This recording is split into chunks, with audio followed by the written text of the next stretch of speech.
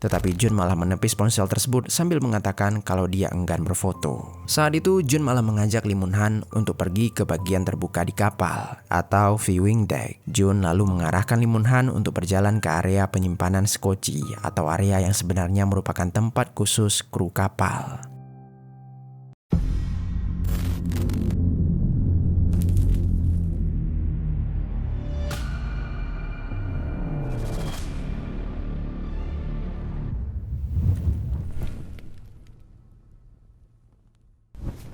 Halo pendengar kisah, selamat datang kembali di channel ini, tempat di mana kami akan membahas kisah-kisah kriminal nyata yang terjadi di seluruh dunia. Kami doakan semoga kalian semua dalam keadaan sehat walafiat dan dijauhkan dari mara bahaya.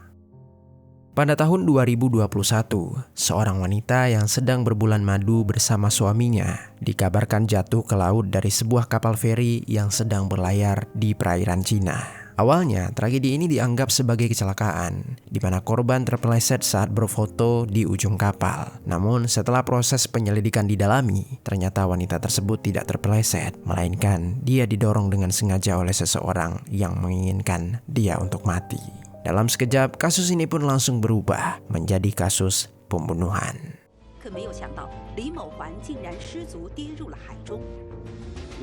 Siapakah pelaku yang mendorong korban dan apa motifnya? Mari kita bahas kisah di baliknya.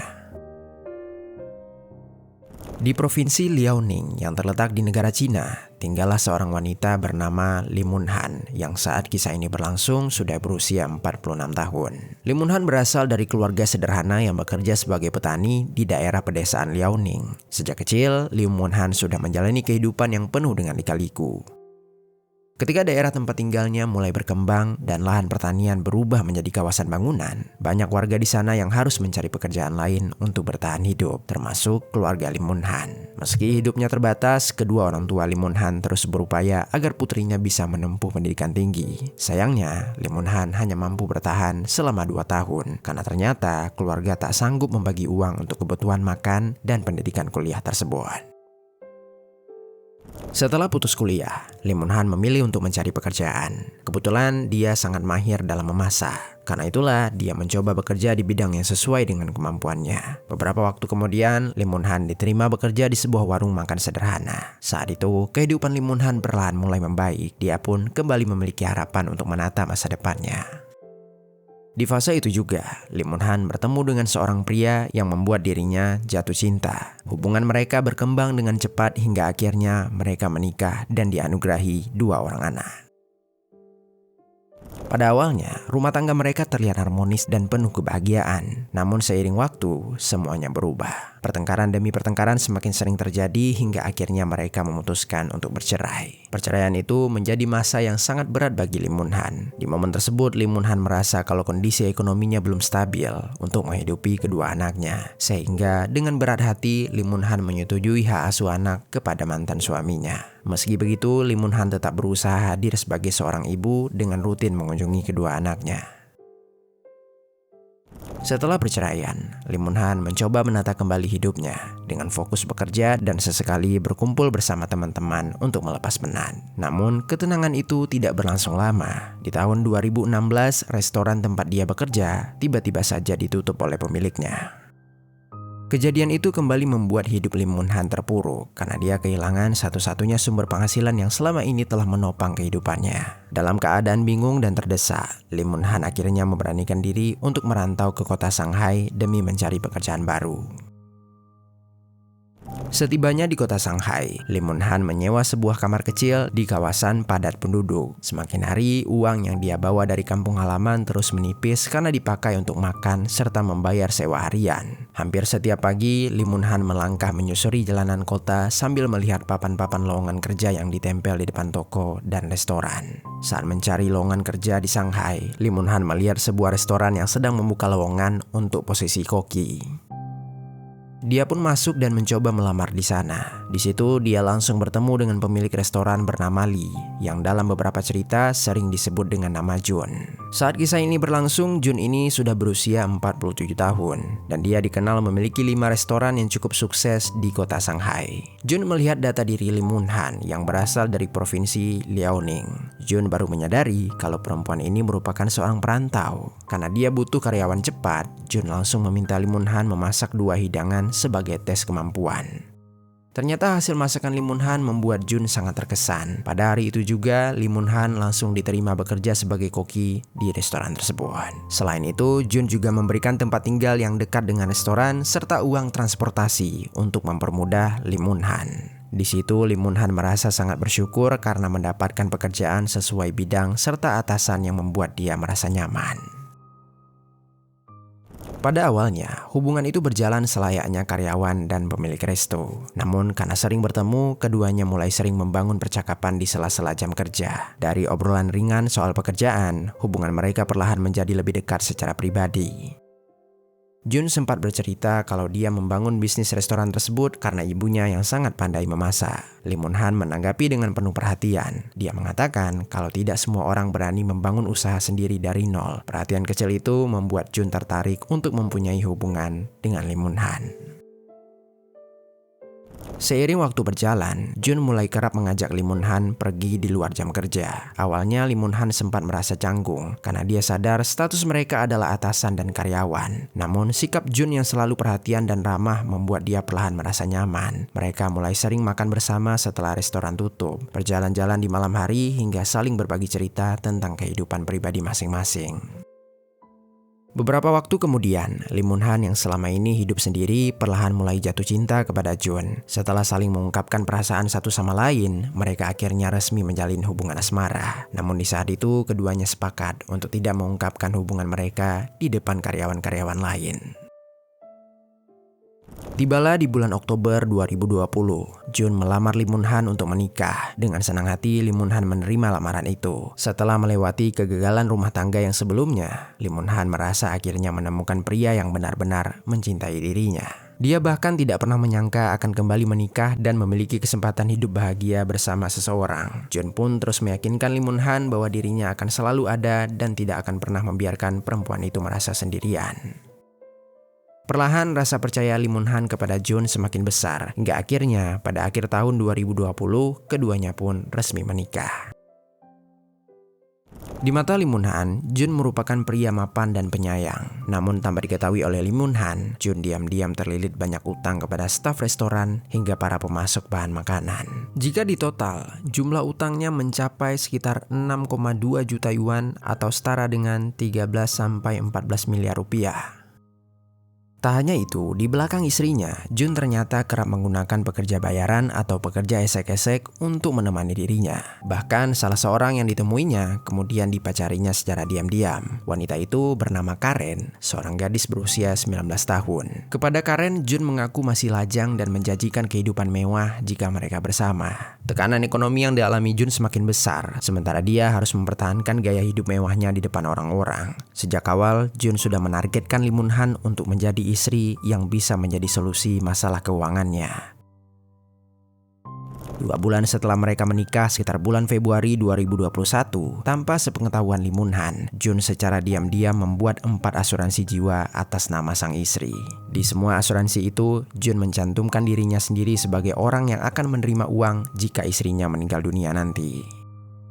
Total uang yang akan dia dapatkan dari seluruh asuransi tersebut mencapai sekitar 12 juta yuan atau setara dengan 27-28 miliar rupiah. Namun ada satu syarat yang penting agar uang itu bisa dicairkan, yaitu Lee Mun-han harus meninggal terlebih dahulu akibat kecelakaan transportasi. Dan satu-satunya cara yang bisa dilakukan Jun, dia harus menghabisi nyawa istrinya sendiri agar seluruh uang asuransi itu bisa dengan cepat jatuh ke tangannya.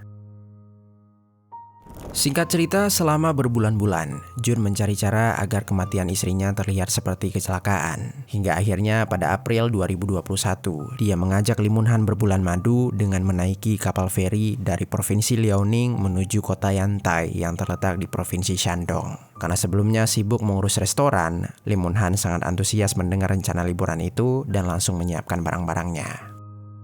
Di tanggal 5 Mei 2021, Lee Moon-han dan Jun melakukan perjalanan. Di atas kapal feri, mereka menikmati momen bersama itu selayaknya pasangan suami istri yang baru saja menikah. Lalu sekitar pukul 2 siang, Jun mengajak Lee Moon-han untuk keluar kamar dengan alasan ingin menghirup udara segar.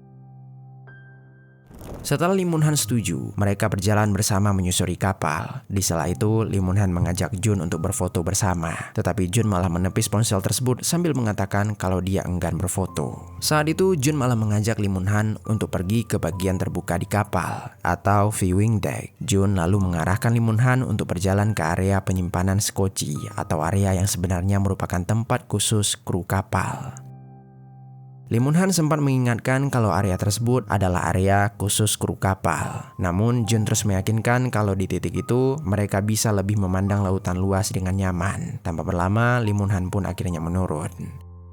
Sesampainya di sana, suasana terlihat begitu tenang. Angin laut berhembus cukup kencang, sementara suara ombak terdengar samar di tengah perjalanan kapal yang terus melaju. Jun dan Lee Moon-han berdiri di tepi viewing deck sambil menikmati pemandangan laut lepas. Mereka terlihat mengobrol santai layaknya pasangan yang sedang menikmati liburan romantis. Di situ, Jun membuat Lee Moon-han merasa nyaman agar istrinya tidak menaruh rasa curiga sedikit pun. Hingga akhirnya sekitar pukul 3 sore, saat kapal hampir tiba di pelabuhan, Jun mulai melakukan aksinya.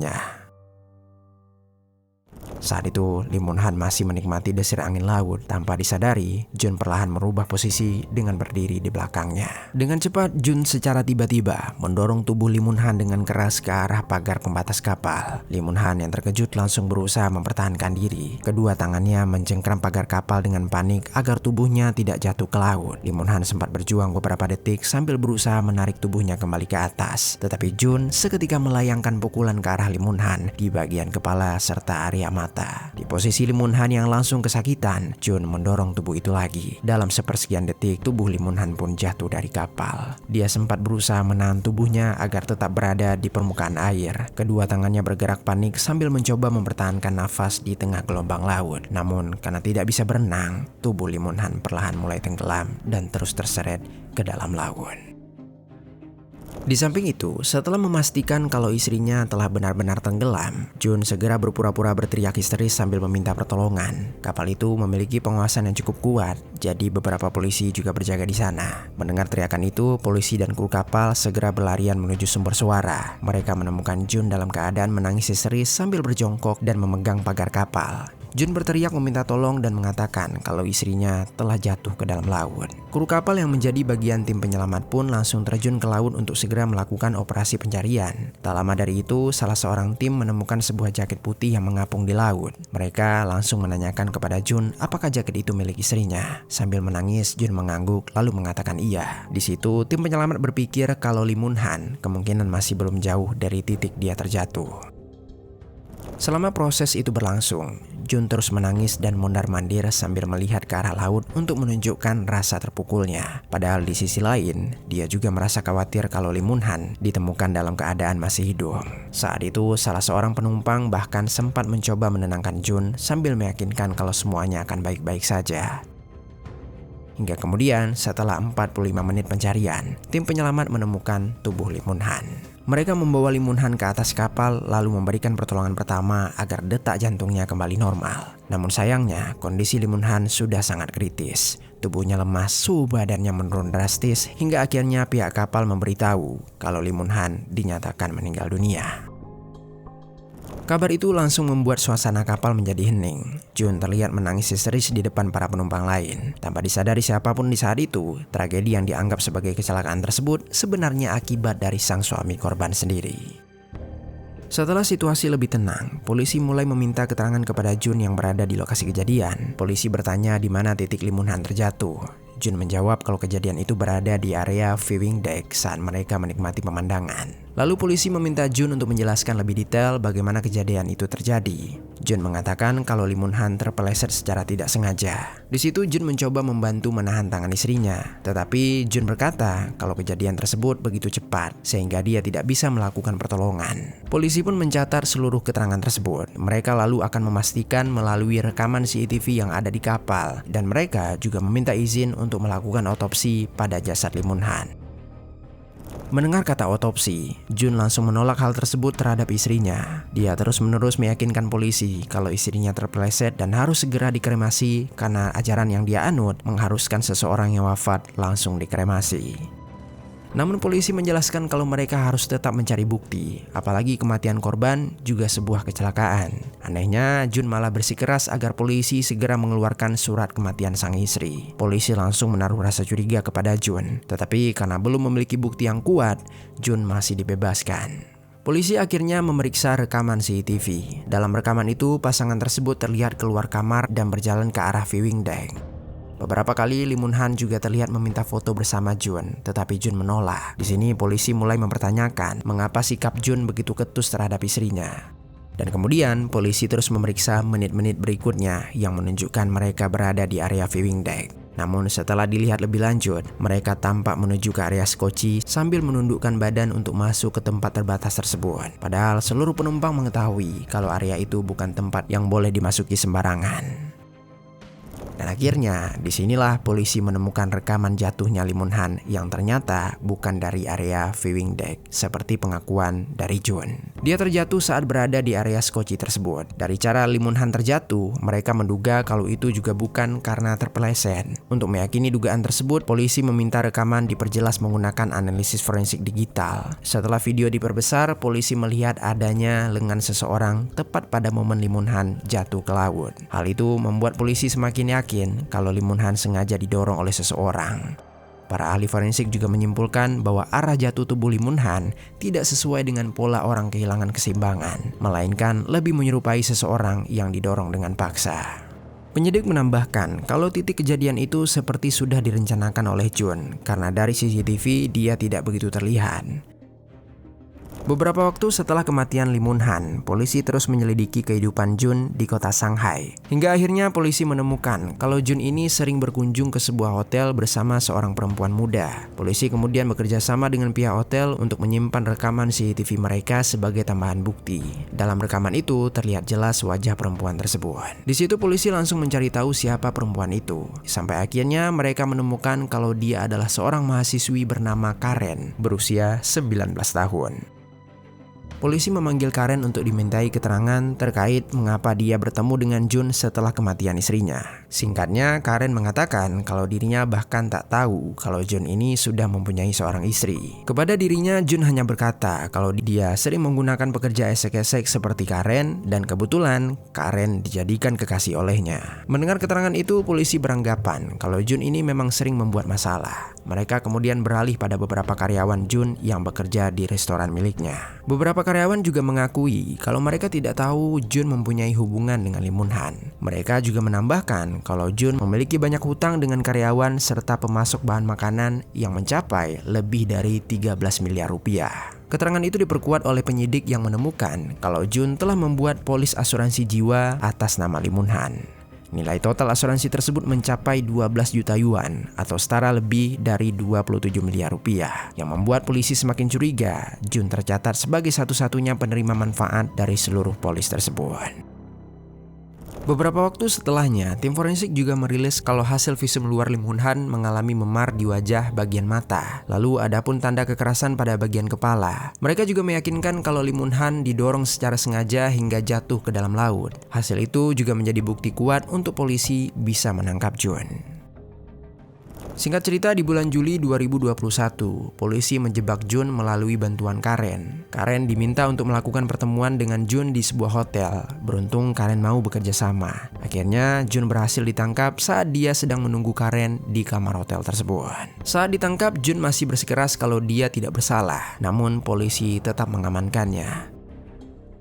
Saat diinterogasi dan dipaparkan beberapa rekaman CCTV, Jun masih tidak mengakui perbuatannya. Hingga di persidangan pada bulan Juli 2022, dia terus-menerus mengelak. Namun hakim memutuskan kalau Jun terbukti melakukan pengeksekusian berencana dengan motif uang asuransi. Pengadilan Tinggi Liaoning menjatuhkan vonis kepada Jun dengan hukuman mati.